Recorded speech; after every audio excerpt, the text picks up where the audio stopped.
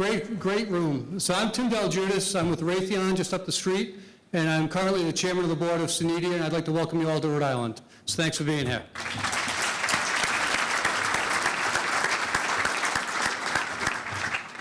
I'm going to be really quick because nobody wants to hear me speak. We've got a couple of great speakers this evening. We're going to lead off with Jeff Geiger from Electric Boat, who's going to be your master of ceremony. You're going to hear from Congressman Jim Langevin and Senator Jack Reed. So, Jeff.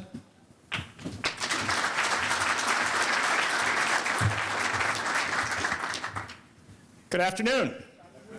To be clear, I'm not one of the great speakers this evening that Tim has referred to, but I would like to offer my compliments to Tim and his team for organizing what appears to be another great conference this year, and the exhibit hall, very interesting, wonderful attendance, and really a super agenda over the next couple days. So I really thank you for your efforts, and I'm sure we'll enjoy and get real value out of the next couple days.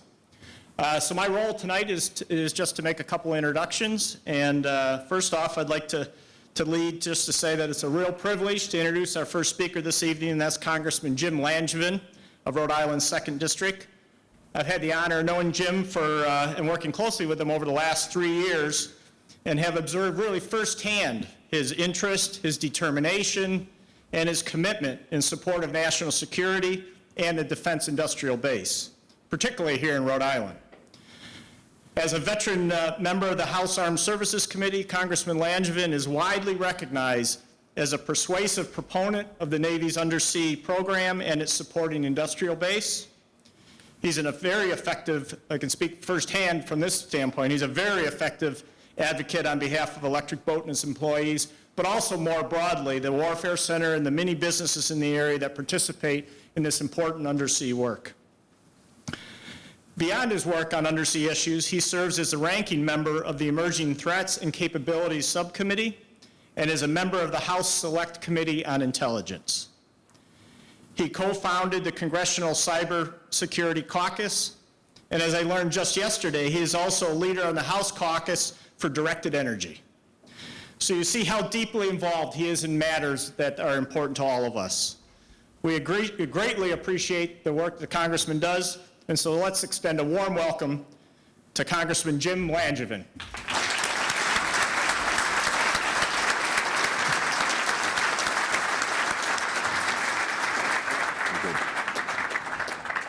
Thank you.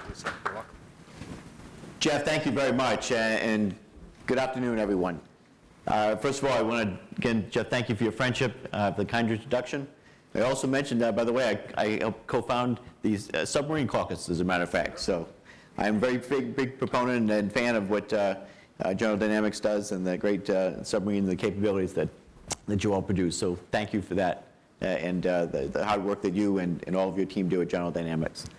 Well, I just wanted to be here today to welcome you all here this evening. And you're in for a wonderful conference over the next few days. Let me first acknowledge the leadership of Tim Judas, the chairman of SENEDIA. He's done a wonderful job in organizing this conference, leading SENEDIA and promoting the defense industry in Rhode Island. I'll also mention that Tim is a former staffer of mine, my deputy district director at one point. And as I say often, I'll take credit for all the good things he does. And anything bad he does, he picked up bad habits along the way after that. But I am very proud of to support this conference. It's the 3rd year that it's being held here in Rhode Island. Proud to be here with our senior senator, Senator Jack Reed. He's, as you know, the ranking member of the Senate Armed Services Committee. He's incredibly well respected, both here in Rhode Island, but also nationally. And he clearly is the go-to guy on all things relating to our military. Rhode Island is fortunate to have him as our senior senator, and we are fortunate to have him as a West Point graduate, someone who has served in our military and now serving as the ranking member of the Senate Armed Services Committee. So Jack, it's great to be sharing the room here tonight with you, and look forward to your talk in just a few minutes. I also want to acknowledge my former colleague, Patrick Murphy, who is doing great work at the Pentagon right now. Mr. Secretary, thank you for your service in the military and in Congress and now at the Pentagon. Thank you. But just briefly, we are very proud of our defense industry here in Rhode Island. As a member of the Armed Services Committee, I'm keenly aware of the amazing capabilities that our companies bring to bear here in our state. This conference, I know, goes far and wide, bringing together companies not only from Rhode Island and throughout New England, but across the country. So I thank you all for your attendance here. Rhode Island is home to tens of thousands of jobs at some amazing companies that produce amazing capabilities for our military. And they're good paying jobs. They produce great service and value add to our military. We look forward to, I know, a great lineup of speakers at this conference, hearing from both industry leaders and obviously people at the forefront of making great public policy, like you're going to hear from Senator Reed here this evening. I just want to close by saying this, that, you know, I've often said, and I'm very proud to say, that we have the finest military on the face of the planet, mainly because of the men and women who serve our nation's military, wear our nation's uniform, and are willing to put themselves in harm's way to keep us safe. But we also have the finest military on the planet because of men and women who go to work every day at companies like yours, producing the most amazing capabilities that keep our warfighters safe and effective and keep our military number one. So I want to thank you all for the work that you do. Thank you for being here at this conference. I look forward again to a great lineup of speakers, and I know you will not be disappointed. Thank you all very much. Thank you, Congressman. It's now a true honor for me to be able to introduce one of the nation's most powerful advocates for our country's defense, Rhode Island Senior Senator Jack Reed. Senator Reed cares deeply about those programs that provide our military with the crucial tools they require to fulfill their missions. And this is the case in particular with the Navy's submarine program and its industrial base, areas where Rhode Island plays such an important role. Since 1996, when he was elected to the Senate, and before that, as a three-term congressman, Senator Reed has worked diligently to advance the capabilities the Navy requires for undersea dominance and national security. As a member of the Senate Appropriations Committee and as ranking member of the Senate Armed Services Committee, Senator Reed has developed expertise and influence amongst his peers. Through many tough legislative battles, he has applied energy, enthusiasm, and determination to get difficult jobs done. And in doing so, he has established himself as essential to the success of Electric Boat and the submarine supplier community. With the intense interest and personal passion he has for Rhode Island, Senator Reed is completely committed to ensuring that his home state remains at the forefront of undersea warfare technology and vital to the nation's defense. He's an effective national leader on defense, education, and economic issues, and has led efforts to promote responsible budgets, create jobs, and strengthen our economy. He is a tireless fighter, and one that I know we all are very glad to have in our corner. Ladies and gentlemen, please help me welcome Senator Jack Reed.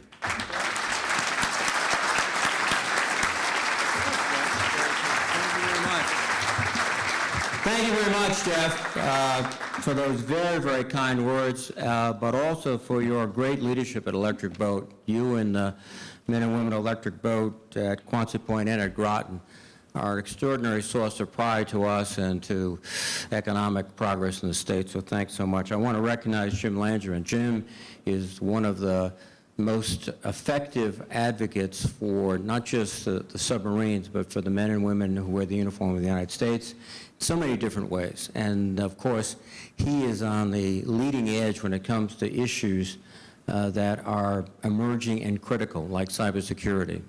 So Jim, thank you for what you do. I'm particularly gratified to be able to recognize the Undersecretary of the Army, Patrick Murphy. We Army guys have to stick together in this Navy room, so okay, Patrick, cover me, buddy. Patrick, as Jim noted, served in the Congress, where we first met each other, but we have a couple of relationships. So we both served in the 82nd Airborne Division. Patrick did in Iraq, and we both taught at West Point. The difference was his students learned something. Now, we're also pleased to have Tom Atkins, who Assistant Secretary of Defense for Homeland Defense and Global Security. Thank you, Tom. Brigadier General Thomas Todd, Commander, U.S. Army Natick Soldier Systems Center, which is a great partner to some of our local companies here in Rhode Island. And then from the state, several critical leaders who do so much to complement what we do at the federal level. The President of the Rhode Island Senate, Teresa Pivoy, thank you, Madam President. Rhode Island State Senator Luda Palmer and Wally Felag, who are terrific colleagues of both Teresa and myself and Jim. And State Representatives Deborah Giro and Marvin Abney. And Marvin is also an Army veteran, so you get to cover me too, Marvin, okay? Scott Jensen, who is our Director of Labor and Training, is here. Scott, thank you, because part of our challenge, and I'll mention it going forward, is as Electric Boat begins to build these submarines, and particularly the New Ohio class, we have to be able to provide the qualified men and women to do the work, and Electric Boat, the state, and many others are working to do that. I want to particularly recognize Molly McGee and Tim Del Judas for their work with SENEDIA. They have made a huge difference. Tim is someone that I've known since he was working for Jim Langevin, even before that. And then Molly is just, you know, she's sort of the keeps everything going and everybody going. So thank you both for what you're doing. Please.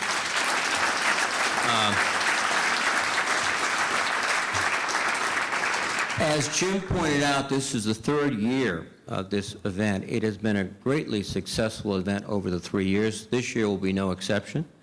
It highlights and illustrates the incredible variety of work that Rhode Island and Southeast Massachusetts and Southern New England companies are doing for the national defense to support our warfighters. The next 2 days are going to be filled with, I think, some extraordinary opportunities for you to engage with leaders from our Defense Department and to find ways to continue to bring innovation, new hardware, new services, so our warfighters never go into a battle for a fair fight. We always want them to be overmatching and overwhelming to the opponents. Now, innovation will be one of the watchwords and touchstones of this conference because that's key. Manufacturing, engineering, all of that. We have to think of new and better ways to do it, faster ways to get it out to the troops. And this state has a proud history of industrial progress, and we are glad for that because our industry, in addition to helping the warfighter, provides good-paying jobs. It provides a new type of products that not only serve the military, but transition sometimes into the commercial sector, and that's good news, too. But we also understand that Rhode Island and New England must continue to show to the Department of Defense and their federal partners that our companies not only can operate in a competitive physical environment, but also continue to produce the cutting-edge technologies that will sustain our advantage over our adversaries. And I believe with this type of collaboration, by sharing ideas at this conference and other venues, we can accomplish that. Innovation is the key to our future, our defense future. Our military personnel today who are deployed around the world are benefiting from some of the brilliant ideas that many in this room pioneered years ago. But we can't simply rest on our previous accomplishments, particularly in this very dynamic, very fast-changing environment that we face. Our technological superiority is not automatic. In fact, let's be honest, there are areas where it's beginning to erode.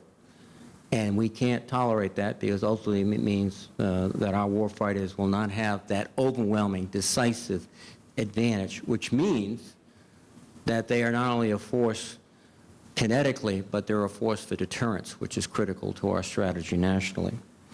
And we also can't assume there'll be unlimited funding. There was never unlimited funding, but there was robust funding. And we are now in a much more constrained fiscal environment. And there's something else we have to consider. It's no longer nation states and their literally arsenals that we're competing against. We're competing against a lot of commercial companies with commercial technologies that can be quickly adapted to purposes that are not benign but malign. And if anyone wants to check me out, Go to Best Buy's, buy a drone, give it to a 16-year-old, and see what might happen. Because, yes, they are flying, and we're trying to deal with that. But that's just one example. And when you get in the realm of information technology and cyber, as Jim has done so effectively, you understand how these commercial entities, non-state actors, are becoming another incredible force, which, frankly, I think if we were here 20 years ago, we wouldn't notice, because they were sort of marginal and almost indeed trivial. They're not. That's another factor. What it means is the Defense Department, Congress, and industry need to work together to ensure that we're in the best position to develop the next generation of systems that will shape the future battlefield. Now, we've got some great partners at the Department of Defense. Secretary Ash Carter is extremely knowledgeable. He has come through the ranks starting years ago when he was a young Defense Department appointee. As the head of acquisitions, he looked closely at a whole process, and now as the secretary, he's doing remarkable work, particularly creating new partnerships in Silicon Valley. Again, we've got to tap into this incredible talent, and it's a commercially oriented talent, so that we have these advantages before the other guys get them. Bob Work, another incredibly effective gentleman. He's the Deputy Secretary of Defense, and Bob is heading up the third offset strategy. This is the notion, I think the sensible notion, that, you know, we have issues of quantity. Our troop strengths are coming down. We have to double down on quality. We have to get more sophisticated equipment in the hands of the warfighters as quickly as we can, and Bob is leading that. And then, of course, my West Point classmate, Frank Kendall, who's the Undersecretary of Acquisitions, Technology, and Logistics, will be here tomorrow to talk to you. He's doing a superb job. Now, I won't say this tomorrow, but I was 16th in my class at West Point. Frank was 9th. Now, there is an explanation. I flunked golf, and he didn't. And that's my story, and I'm sticking to it. But I won't say anything tomorrow about that. Of course, what is driving and what should drive all these efforts is enhanced research and development. That's what's going to lead us to the new products that we want. And so we're working, Jim and I and Sheldon and David particularly, are working hard to ensure that we have the resources for the research at universities and our laboratories. And we're lucky here to have the Naval Underwater Warfare Center in Newport. And also small business research programs. The agility and creativity of small business is something we have to do more to tap into. We haven't done as much as we can, as much as we must. We've got to do that. We've got to ask and encourage and seek out, as Ash and Bob are doing, faster prototyping, new advanced and innovative systems to speed up our acquisition process. And we also have to be cognizant of the research programs and technology of our other civilian agency partners, Homeland Security, the National Science Foundation, the Department of Energy, and NASA. We are too fragmented, frankly. We've got to start coming together because many of these challenges cross the lines between Homeland Security, obviously, DOD, Department of Energy, NSF, et cetera. So we've got to be more coherent and more focused. And one of the other effects, too, is that we have to have this continuous pool of intellectual capital, and that comes starting early, starting with STEM education, encouraging that so that we are, as we seem to be doing 20 or 30 years ago when I was a kid, producing the best scientists and engineers in the world. We have to keep doing that. That's another reason why, too, when we face one of the most critical issues politically that we must deal with very quickly, sequestration, it can't be one-dimensional. Because if we are able to and properly fund the military and leave behind education, leave behind NSF, leave behind Homeland Security, which are on the domestic side, we're going to find ourselves with maybe some short-run benefits, but long-term, where will these scientists come from? Where will these non-typically defense products come that are necessary to our national security?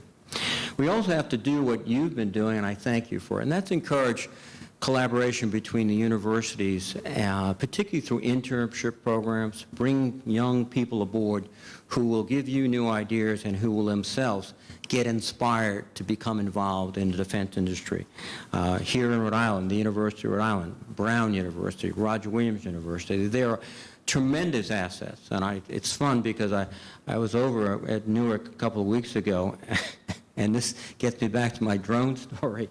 I went in and was meeting these young interns from all of our universities, and frankly, they were a lot smarter than I was, and they were explaining some of the things that we're doing, and one young man said, "Let me show you, sir." He had a drone on the floor, a little plastic drone he bought someplace like Best Buy, and he says, flying around, he said, "I developed by going out to Radio Shack and buying a $39 piece here and a $27 piece here, a way to take over this drone from its owner who was flying it and fly it myself." So I left knowing a little bit more and being a little more uncomfortable. But anyway,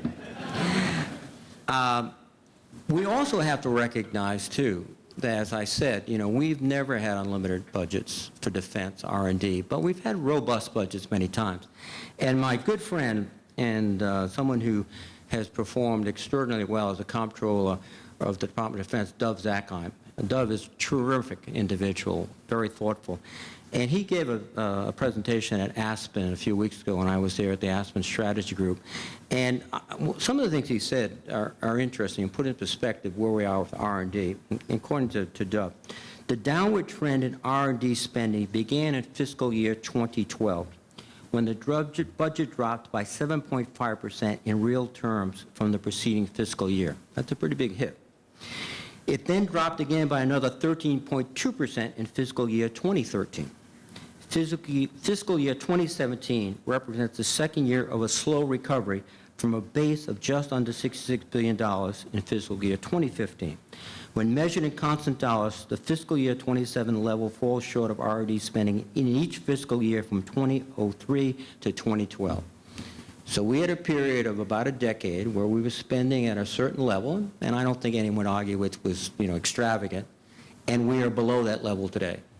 And we're going to have a very difficult time, I would argue perhaps an impossible time if we let sequestration stay, of getting up to those levels. But that's the type of investment over time, not 1 year at a time, but over time, that we need. The other thing we need to do, too, is, and we've made attempts to fix this, and that is to get our acquisition process in a much leaner, more effective form. And Frank Kendall has done a lot of work in this regard, and I think you will enjoy and learn a lot from his comments tomorrow. We in the Congress, working with the House, and particularly some of my colleagues in the Senate, Carl Levin and John McCain, have made improvements, or we have tried to make improvements. Let me put it that way. The proof is ultimately in what happens in the field. In 2009, we did the Weapons System Acquisition Reform Act. This year in the Defense Authorization Act, Senator McCain particularly is leading efforts for further reforms on acquisition. We all recognize we've got to make it faster, better, leaner, et cetera. The challenge is to do it and then make it stick. Some of this is not just technology or technique, it's also culture. So there has to be cultural changes. One of the things I realize is that essentially, the way we do a lot of military procurement is using an entirely different accounting system than generally accepted accounting principles. So for most small companies, exceptionally, they have to keep 2 or 3 books. To them, that's a disincentive to be engaged. We have to think about simple in concept, difficult in execution ways to make the system easier to plug people in, companies in, and we're trying to work on that.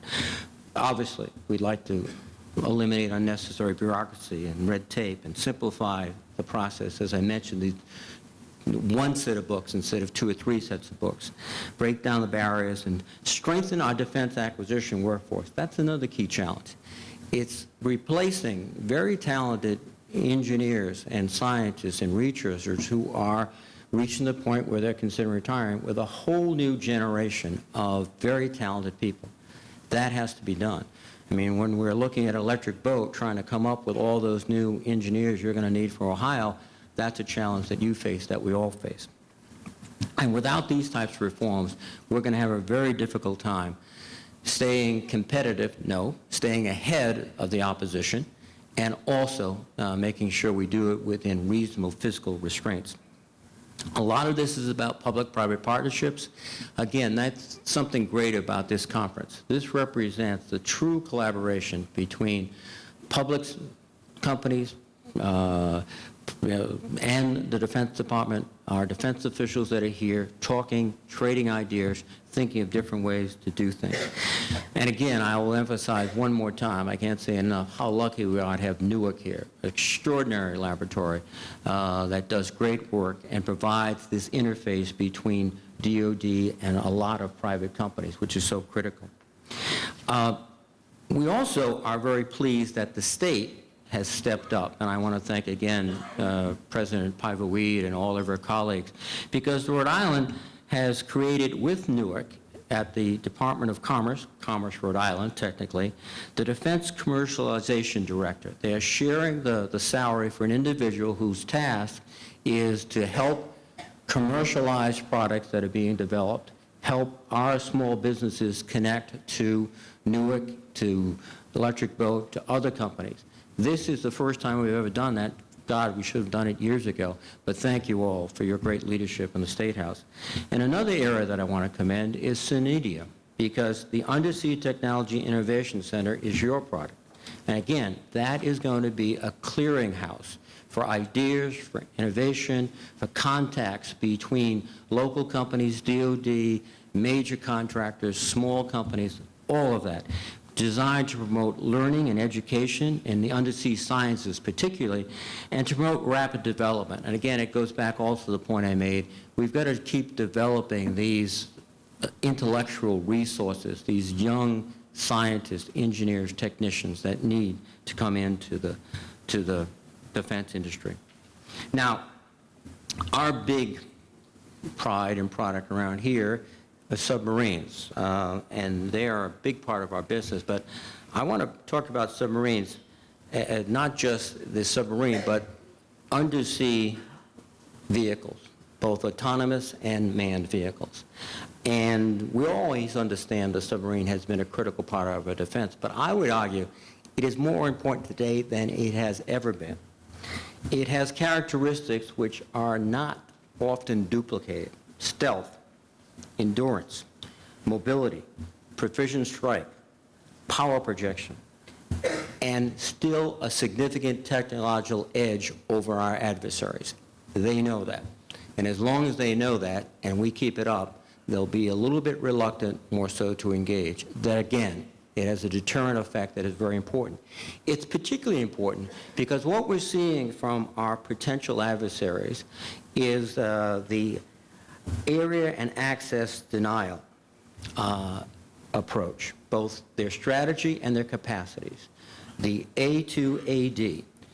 And that is being demonstrated by the Chinese in the Pacific, the Russians in Europe, and anyone else. And one of the most effective systems to defeat this new strategy is undersea vehicles, submarines or autonomous undersea vehicles. And you just have to look at the Pacific to get an idea of why this idea is being accepted, not just by the United States, but by the world community. Now, the Chinese, as we all know, have been becoming much more aggressive in terms of their building islands where islands don't exist, very aggressive maritime strategy. And so what have the Asian countries, their neighbors, done? They're buying submarines. India, Vietnam, Australia, they are buying them, along with Indonesia and many others throughout the world, because they recognize that these technologies, these are diesel submarines, these technologies can frustrate the Chinese ability to go ahead and implement their area denial strategy. The Chinese, and I'm just not talking about them, as I said before, but with satellites, long-range radar, precision strike weapons, can hit about anything they can see. And that's why these submarines are so valuable. And that's why these countries are buying them. And interestingly enough, we got a revelation of how important it was just last week when it was discovered that someone leaked critical design information from the French contractor, DCNS. And that critical design information on an Indian submarine is causing a lot of consternation. How much do they know about what we have? I'm talking about the Indians and the Australians and others. In fact, today, the Indian Defense Minister is meeting with Ash Carter, and I think one of the topics is, where are you vis-a-vis a submarine? But we are seeing worldwide this movement into undersea technology because that's where there is still a significant technological advantage. Again, it reinforces the criticality of what we are doing here in southeastern New England, and also the fact that we have to stay ahead of the curve because no one's going to rest on their laurels. This year, we continue to build the Virginia-class submarine. They are terrific. The Illinois was just accepted by the United States Navy. In fact, I got a nice letter from the commander of naval underwater systems from the Illinois saying it's a great ship, it'll join the fleet. We're still working on and prepared to do 2 a year. We're also beginning, Electric Boat is, the preparations for the construction of the first Virginia payload module scheduled for FY19. And part of the reason we are able to do this is because of what you have done in this room.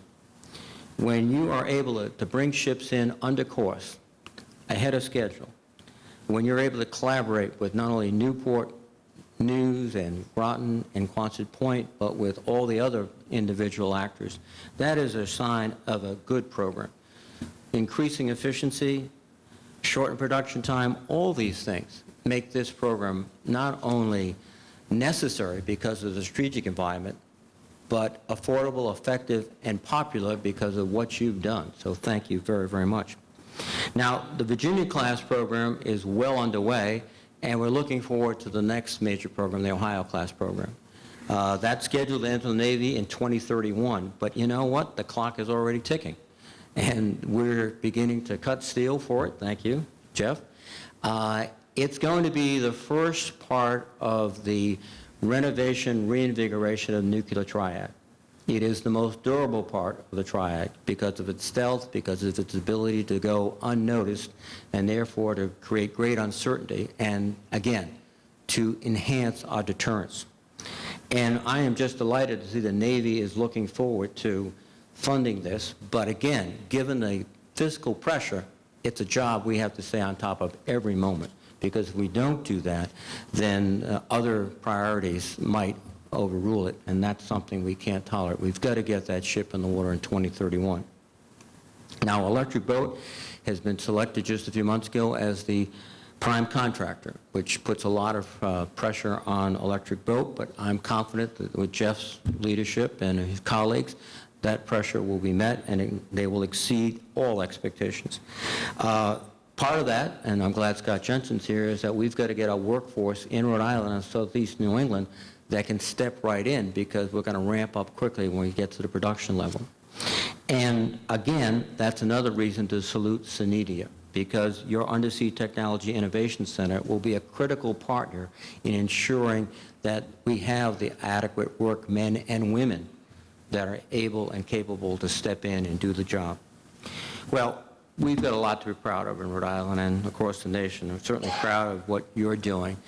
And I will just conclude by saying I think there's one overarching motivation that drives all of us on those days that are frustrating, not rewarding, on those days that are too long, on those days that you have to miss seeing the family, etc.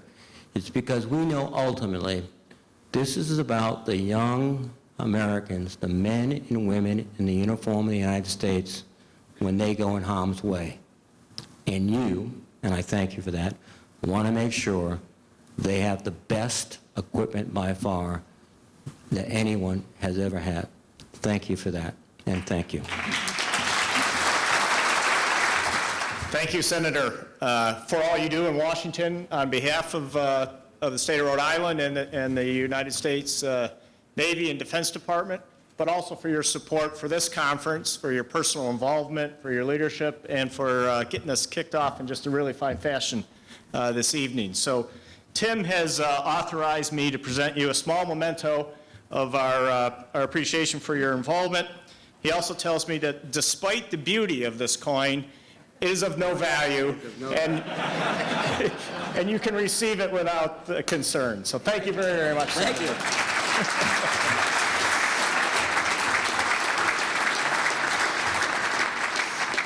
I also wanted to recognize State Senator Steve Ucci. I met him next door in the audience. Steve, you still here? There you go, Steve. Thank you very much for being here also, sir.